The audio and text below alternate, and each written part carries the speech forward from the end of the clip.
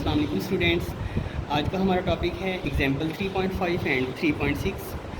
ये जो एग्जाम्पल 3.5 है ये हमारे पास एज अ टॉपिक के तौर पे भी पूछी जा सकती है कि हम जो गन एंड बुलेट सिस्टम जो है उसको जो है इस्तेमाल करते हुए या उसकी मदद से जो law of conservation of momentum है उसको जो है वो हमने एक्सप्लेन करना है, ठीक है। और ये वैसे एग्जाम्पल के तौर पे भी आ सकती है, यानी कि स्टेटमेंट के साथ भी आ सकती है।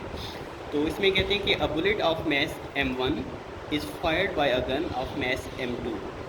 Find the velocity of the gun in terms of velocity of the bullet v1 just after firing. एक बुलेट जिसका मैस m1 है उसको हम एक गन जिसका मैस m2 है उससे फायर्ड करते हैं। तो बताएं कि what will be the velocity of the gun, यानी कि जब आपके पास जैसे ही बुलेट जो है वो उस गन में से फायर्ड होगी तो बुलेट तो फॉरवर्ड डायरेक्शन में चली जाएगी, लेकिन जो गन है वो बैक की तरफ रिकॉइल करेगी। तो वो जो आपके पास गन का जो बैक रिकॉइल है या जो बैकवर्ड डायरेक्शन में वो जो वेलोसिटी है वो हम कैसे फाइंड आउट करेंगे, या वो वेलोसिटी कितनी होगी उसको हमने बताना है, ठीक है। यानी कि हमने जो वेलोसिटी ऑफ द जो गन है वो हमने फाइंड आउट करना है इन terms of the bullet v1, यानी कि v1 के मुकाबले में जो आपके पास v2 ऑब्टेन होगा जो कि आपके पास गन की वेलोसिटी है वो कितनी है वो हमने फाइंड आउट करनी है। और हमने इसको एक्सप्लेन करना है या इसको फाइंड आउट करना है with the help of law of conservation of momentum. अच्छा, अब इसमें कहते हैं कि before firing the velocity of the bullet as well as that of the gun was zero, यानी कि ये जो आपके पास बुलेट और गन का सिस्टम है जब हम फायर नहीं करते हैं तो उस वक्त तक गन और बुलेट जो हैं वो दोनों रेस्ट की हालत में होते हैं। तो जब वो दोनों रेस्ट की हालत में होंगे तो उनकी वेलोसिटी जो है वो ज़ीरो होगी। तो एज अ रिजल्ट जो बुलेट है उसका भी मोमेंटम जो है वो ज़ीरो होगा, यानी कि m1v जो है वो आपके पास ज़ीरो होगा। और इस तरह आपके पास जो m2v2 जो आपके पास गन है उसका भी मोमेंटम ज़ीरो होगा, यानी कि दोनों मोमेंटम जो हैं वो आपके पास ज़ीरो होंगे। Therefore total momentum of bullet and gun was also zero.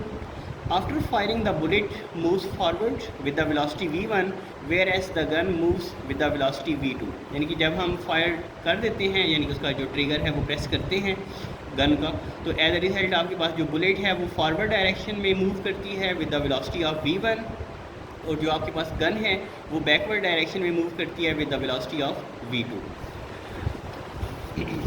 तो अब हमने यहाँ पर जो है वो law of conservation of momentum का जो रेफरेंस है वो देना है कि आपके पास law of conservation of momentum के अकॉर्डिंग एक सिस्टम का जो मोमेंटम बिफोर और आफ्टर जो होता है वो इक्वल होता है। तो total momentum before firing will be equal to the total momentum after firing, यानी कि आपके पास जो law of conservation of momentum के अकॉर्डिंग एक सिस्टम का जो मोमेंटम है जो बिफोर कोलिजन या बिफोर फायरिंग और फिर जब उसकी आफ्टर जो कोलिजन या आफ्टर फायरिंग जो होता है वो दोनों इक्वल होते हैं। तो अब टोटल मोमेंटम बिफोर फायरिंग जो है वो ज़ीरो था, मींस कि दोनों जो ऑब्जेक्ट्स थे वो आपके पास रेस्ट की हालत में थे, यानी कि बुलेट भी रेस्ट में थी और गन भी रेस्ट में थी, तो दोनों का जो मोमेंटम है वो ज़ीरो था। जबकि जब हम उसको फायर्ड करते हैं तो जो बुलेट है वो भी एक वेलोसिटी अडॉप्ट करती है और जो गन है वो भी एक वेलोसिटी अडॉप्ट करती है। तो हम इसमें इसकी वैल्यू जो है वो इस तरह लिखेंगे कि आपके पास बुलेट का मैस m1 और जो आपके पास उसकी वेलोसिटी है v1, यानी कि इसका जो मोमेंटम है p1 अगर हम इसको लिखते हैं तो ये आपके पास बुलेट का जो मोमेंटम है वो आएगा m1 v1, ठीक है। और जो आपके पास गन का मोमेंटम अगर हम उसको p2 लिखते हैं तो वो आएगा आपके पास m2 v2, यानी कि आपके पास उनके जो मैसेज और साथ में जो वेलोसिटीज़ वो अडॉप्ट करते हैं आफ्टर फायरिंग वो उनके साथ मल्टीप्लाई होकर उनके मोमेंटम्स आ जाएंगे। तो टोटल मोमेंटम आफ्टर फायरिंग आपके पास आ जाएगा m1 v1 plus m2 v2। अच्छा, अब यहाँ पर हमने बेसिकली फाइंड ये करना है कि जो आपके पास बुलेट जब फायर होती है तो उसके बरक्स या उसके मद्दे मुकाबले जो आपके पास गन है वो एक वेलोसिटी अडॉप्ट करती है जिसको हम रिकॉइलिंग वेलोसिटी कहते हैं, वो हमने फाइंड आउट करना है। तो अब ये जो v2 है वो हमने एक तरफ रखना है और जो दूसरा बुलेट की वेलोसिटी और उसका जो मैस है वो हम दूसरी तरफ लेकर जाएंगे।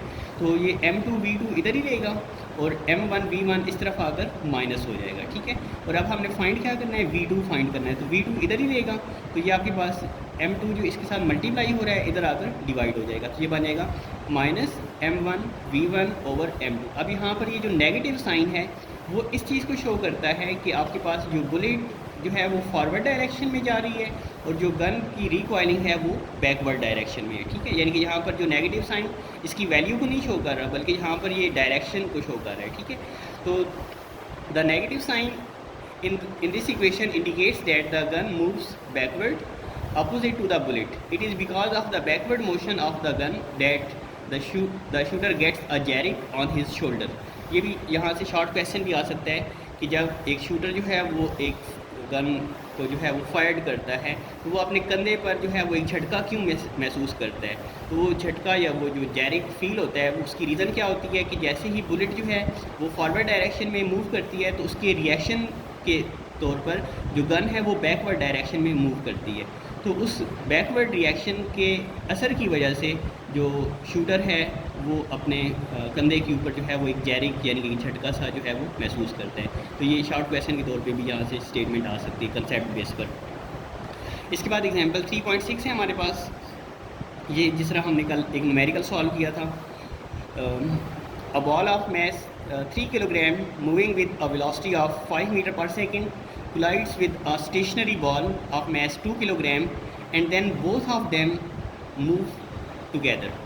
If the friction is negligible, find out the velocity with which both the balls will move after collision. यानी कि यहाँ पर हमें एक मैस दिया गया है 3 किलोग्राम और उसकी वेलोसिटी है 5 मीटर पर सेकेंड। ये जो 5 मीटर पर सेकेंड वेलोसिटी के साथ जो बॉल मूव कर रहा है वो एक ऐसे बॉल के साथ जाके टकराता है जिसका मैस 2 किलोग्राम है और वो स्टेशनरी है, मतलब उसकी जो वेलोसिटी है वो ज़ीरो है, ठीक है, यानी कि वो मूव नहीं कर रहा। अब जैसे ही ये 3 किलोग्राम मैस वाला जो ऑब्जेक्ट है इतनी वेलोसिटी के साथ जाकर इस 2 किलोग्राम मैस वाले ऑब्जेक्ट के साथ जाके हिट करेगा तो फिर ये दोनों मूव करना शुरू कर देंगे। मतलब जो मैस m 3 किलोग्राम है इसका जो मोमेंटम है वो इसके अंदर ट्रांसफ़र हो जाएगा, यानी कि कुछ मोमेंटम जो है वो उसके अंदर ट्रांसफ़र हो जाएगा और कुछ मोमेंटम इसके अंदर ही रहेगा, यानी कि कंप्लीट ट्रांसफ़र नहीं होगा। यानी कि थोड़ा सा मोमेंटम इस 2 किलोग्राम मैस वाले ऑब्जेक्ट के अंदर चला जाएगा और जो थोड़ा सा मोमेंटम है वो 3 किलोग्राम वाला जो ऑब्जेक्ट है वो अपने अंदर मेनटेन रखेगा। तो एज अ रिजल्ट ये दोनों मूव करना स्टार्ट कर देते हैं।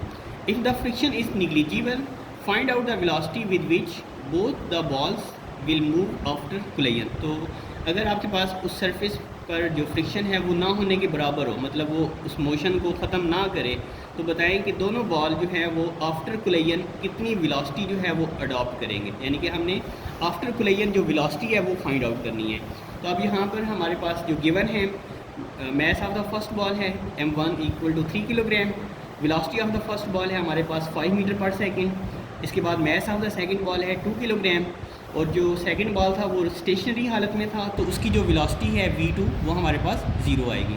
और हमने फाइंड क्या करना है, velocity of both the balls, यानी कि आपने दोनों जो बॉल्स हैं उनकी जो वेलोसिटी v है वो आपने फाइंड आउट करनी है।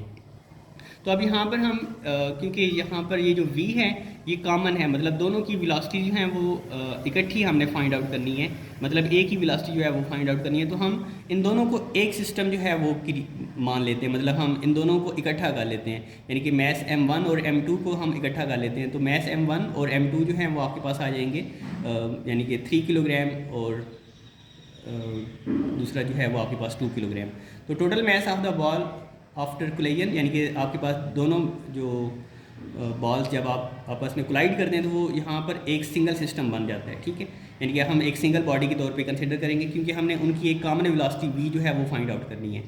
अच्छा, अब इसमें अगेन हम जो law of conservation of momentum का जो रेफरेंस है वो देंगे और उसके अकॉर्डिंग आपके पास जो momentum of the system before collision और momentum of the system after collision. तो अब यहाँ पर आपके पास m1 v1 + m2 v2, यानी कि ये तो आपके पास आ गया बिफोर कोलिजन, यानी कि जब इन दोनों मोमेंट ऑब्जेक्ट्स का या दोनों बॉल्स का जो मोमेंटम था, यानी कि जो पहला बॉल है उसका मोमेंटम m1 v1 से आएगा और जो दूसरा बॉल है उसका मोमेंटम m2 v2 से आएगा। अब यहाँ पर आपके पास ये जो वेलोसिटी जो हमने आफ्टर कोलिजन, यानी कि दोनों की कॉमन वेलोसिटी जब हमने फाइंड आउट करनी है तो यहाँ पर हमने दोनों बॉल्स को इकट्ठा कर लेना है, यानी कि दोनों मैसेज को हमने एक सिंगल मैच के तौर पे कंसीडर करना है। तो यहाँ पर आपके पास दोनों मैसेज जो हैं वो इकट्ठे होकर इस एक वेलोसिटी के साथ मल्टीप्लाई होंगे। वैसे तो आपके पास ये फार्मूला बनना था m1 v1 dash + m2 v2 dash, लेकिन यहाँ पर क्योंकि उन्होंने कहा है कि हमने दोनों की वेलोसिटी जो है वो टुगेदर यानी कि एक ही तरह से जो है वो फाइंड आउट करनी है, इकट्ठी फाइंड आउट करनी है, तो फिर हम इन दोनों मैसेज को पहले इकट्ठा कर लेंगे। तो इसलिए यहाँ पर आपके पास जो मैसेज हैं वो प्लस हो रहे हैं। तो अब आपके पास यहाँ पर हम इस फार्मूले के अंदर इनकी वैल्यूज़ को पुट करेंगे। m1 आपके पास 3 किलोग्राम है, उसकी वेलोसिटी 5 मीटर पर सेकंड। m2 जो है वो आपके पास 2 किलोग्राम था, लेकिन उसकी वेलोसिटी स्टेशनरी होने की वजह से 0 थी, तो यहाँ पर उन्होंने डायरेक्टली तौर पर 2 किलोग्राम को 0 मीटर पर सेकंड से मल्टीप्लाई कर दिया है। आप इसमें ये स्टेप ऐड भी कर सकते हैं। तो फिर 2 किलोग्राम को 0 से मल्टीप्लाई करके आपके पास जो इसका जो मोमेंटम है वो 0 हो जाएगा। फिर यहाँ पर m1 प्लस m2 है, यानी कि 3 किलोग्राम प्लस 2 किलोग्राम, और v जो है वो हमने फाइंड आउट करना है।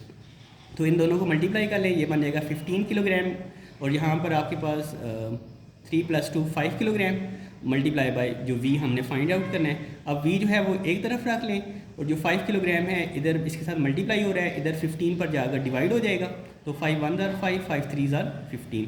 तो अब आपके पास जो वेलोसिटी है वो आपके पास आ जाएगी 3 मीटर पर सेकंड। यानी कि दोनों जो बॉल हैं वो आफ्टर कोलिजन, यानी कि 2 किलोग्राम वाला भी और जो आपके पास 3 किलोग्राम वाला जो मैस है, वो दोनों आपके पास 3 मीटर पर सेकंड की वेलोसिटी से मूव करेंगे। ठीक है।